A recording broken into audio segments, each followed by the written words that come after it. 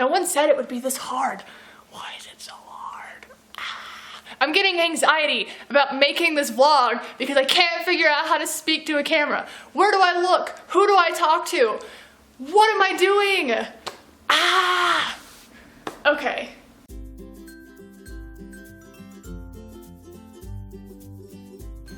Hey everybody, and welcome to the Couch Chronicles, your inside connection to the couch of a therapist's office without paying a single dime. Unless, of course, you count your time and your sanity as currency, which in that case, I guess you're out of luck. I'm sorry. Basically, what this blog is going to be about is everything that I'm learning from my time going to see a counselor and going to see a therapist, and I'm going to bring it to you, and I'm going to share my tips and my tricks and my constant anxieties about everything in this world, and hopefully it'll help you learn something. Or maybe you'll just learn that I am actually crazy, and if that's what makes you happy, then I'm glad I've succeeded. So, my name's Chelsie, I'm 24 years old, I have purple hair, I'm a Hufflepuff, and I also write a blog called You, Me, and Emetophobia. Emetophobia is the irrational and intense fear of throwing up. No, it is not the same thing as being squeamish, and yes, I completely understand that it's not as bad as I make it out to seem, but to me, it is literally worse than death. It is like throw up was a masked man trying to rob me, and he has a gun to my head and says, if you throw up, you're going to die. Of course, I guess it doesn't make a lot of sense, but you get me. Basically, my idea is that I want to be able to share my struggles, my victories, my sincere awkwardness with the entire universe and let people know they're not alone. Because you're not. And let me tell you, the voices in my head tell me that all the time. This past Sunday, I held a group seminar with some of the people in my support group, which you can find the link to my blog and the support group in the description below. And it's a closed group where people who have emetophobia can come and feel safe and share their experiences and their anxieties and not feel judged. So I got to talk with some wonderful people, and we got to cover 3 things. 1, positive self-talk. 2, rationalization. And 3, the fear hierarchy.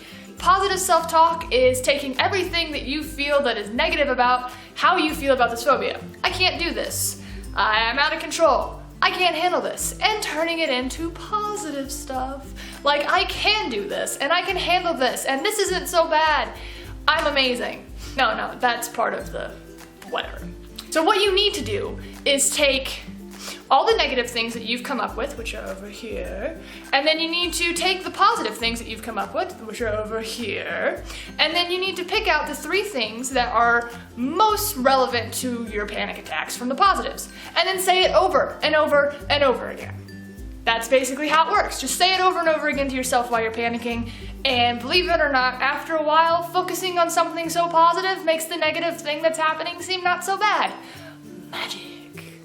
So number 2, rationalization. This is basically just learning things. Going out and figuring out the facts about norovirus, figuring out the facts about food safety, going out and figuring out what it is that makes throw up so scary. And once you do that, you apply those facts. You go into this and you go, all right, I know this, and this about throwing up.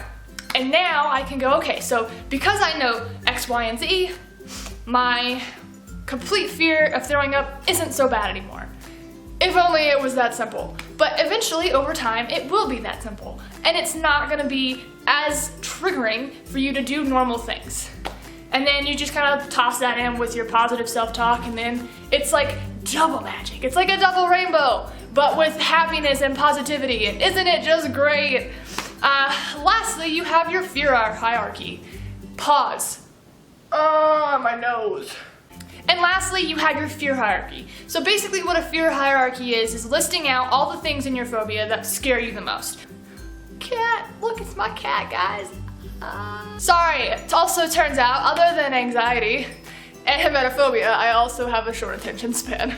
The fear hierarchy is basically a way for you to determine what is most scary and what is least scary about your phobia. You want to choose broad topics, and if you want to start simple, just choose 5 things. Go from 1 being your least terrifying object to 5 being your most terrifying. And that's gonna be different for everybody. You need to be honest with yourself. No one can tell you what you're scared of except for yourself. You can't go, hey honey, what am I terrified of? Oh, I don't know, I guess it's like cats or something. Because that's not true. You're not scared of cats. I mean, you might be. That's insensitive. You might be scared of cats, and if you are, I'm sorry. You could use this as well. I don't know. I'm sorry. See, I told you, awkward. My cat's back.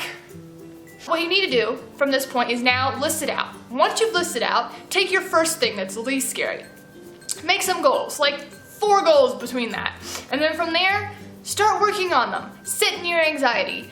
Let the anxiety build. Because you know what's great about anxiety and panic is that it doesn't have to stay high forever. It has to come down. It will peak, which means the longer you sit in it and the more that you make yourself uncomfortable, the better it will work. Find somebody you trust, have them do it with you, and just relax. As hard as that's gonna be, that seems kind of counterintuitive. I'm like, make yourself don't relax, but relax. But I digress. So from there, just start working on it. And then once you get through all of the different things from your first one, you'll notice that your second step may not seem as terrifying anymore. And it just slowly builds up, and eventually you'll get to a point where you can start working through those fears and making it easier for yourself. So let's recap. 1, positive self-talk. Find positive things about yourself and say them over and over again. 2, rationalization. Find out facts. Get educated. Learn things. Apply them to your brain. Repeat. 3, fear hierarchy. Find out what scares you. Rank them. Attack them. Take them down. Be confident. And just do it. That's basically all you need to know. If only it were that simple. Now that you know that, this is a very good first step for you guys to kind of, start conquering those fears and get over what terrifies you. I will have links to the pictures that I've used in my seminar on the whiteboards that will help you understand more in depth about what the exercises should look like. So take a look at those down in the description box. And if you have any questions in the meantime, feel free to leave them in the comments. Next week, I'll be back with some kind of insanity. I don't know what it is yet. Haven't figured it out. But it'll be some kind of anxious insanity, and you're going to hopefully either learn to love me or think I'm seriously, actually certifiably crazy. So thanks, you guys. Check out my blog, Yumi and Emetophobia. Check out my Facebook. That just started, so it's kind of growing. And I guess in the meantime, have a good week. Till next time, Internet. It was going so good, guys. It was going so good. I was doing great. And now I'm like, I need to just learn how to use my voice and use my words.